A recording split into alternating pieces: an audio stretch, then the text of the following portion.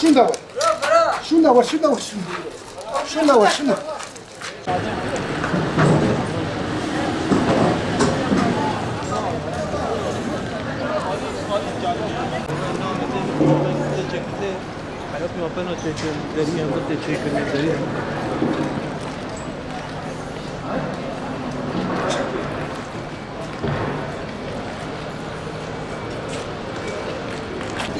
Valla seviye me git xeyda bun, seri svet zub. Atşkine maye, em tane sağ filetine. Ne mal maye ne tşki maye, em şa alber van kevraman. Em kevraman, em seri svet şadın ber kevra, evar em dar mali halkı serim. Et tane züher dula yuhtedane. Am gizi jmerin e filetine, ev ya hakkı khode. Meravatine seri kafir cihavatine seri merva. Maviya kafiriye. Peki ne ona mala kuda bu?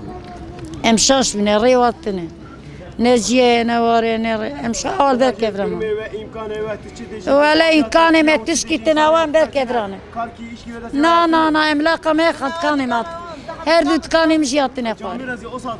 Se male min dahab dükkanım kor buni.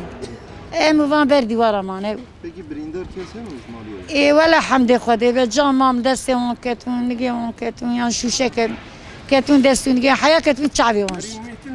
Na hamde khode.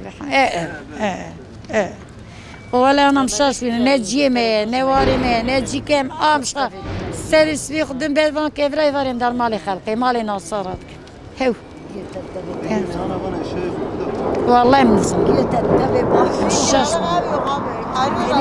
مشاش سي مالي كلاب Patlama sırasında biz evdeydik, biz yatıyorduk. Ondan sonra biz kalktık ki her yer yıkılmış. Hepsi camlar, cam mekanlar, kapılar hepsi kırılmış, üstümüze düşmüş. Yani nasıl kurtulacağımızı bir mucizedir yani. Yani bizi demek ki Allah Teala bizi kurtarmış. Ondan sonra şimdi mesela bu binaların yapılması kış geliyor. Şimdi dışarıda kalmışız yani perişan durumdayız. 5 gündür bu enkazların içindeyiz çoluk çocuk olarak. Nereye gideceğimizi de bilmiyoruz yani. Eşyalar yok çıkarma eşyalar zaten hepsi paramparça olmuş. Bu enkazlar, bu pirketler, bu şeyler nasıl böyle paramparça olmuş eşyalar da hakeza öyle. Evin içinde her şey darmadağın olmuş yani. Şu anda burada 3-4 tane evim vardı. Mesela 2 oğlum mesela evli olan ben varım, oğlum var. Mesela bu nereye gideceğim, bu 3-4 tane evi ben nereye götüreceğimi şaşırmışım. Bir ev olsaydı ben gene bir yere gidebilirdim yani. Bu evi ben nasıl götüreceğimi de şaşırmışım yani.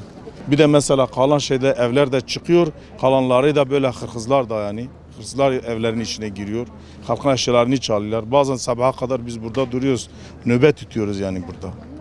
Yani bu soğukta geceleyin de çok soğuk oluyor yani. Yarın öbür gün mesela kar, yağmur gelecek, nasıl yapılacağımız bilmiyoruz. Yani yetkililer biraz önce buna bir el atması lazım yani. Bir ricamız bu var yani. Sabah saatleri de uyuyorduk. Vallahi hiç bilmiyorum neler oldu. Bir toz duman içinde kaldık. Şimdi idareten bir eve taşındık. Ailemiz bize yer vermiş ev bulana kadar. Ailelerden kalıyoruz her gece birisinde.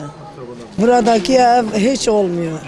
Kesinlikle daha kimse bir gün kalmaz burada. Hayır kim gelecek buraya? Neden o korku sürekli var içimizde? Hep o korkuyu o anı yaşıyoruz. Bina gitmiş, bina hep çatlak.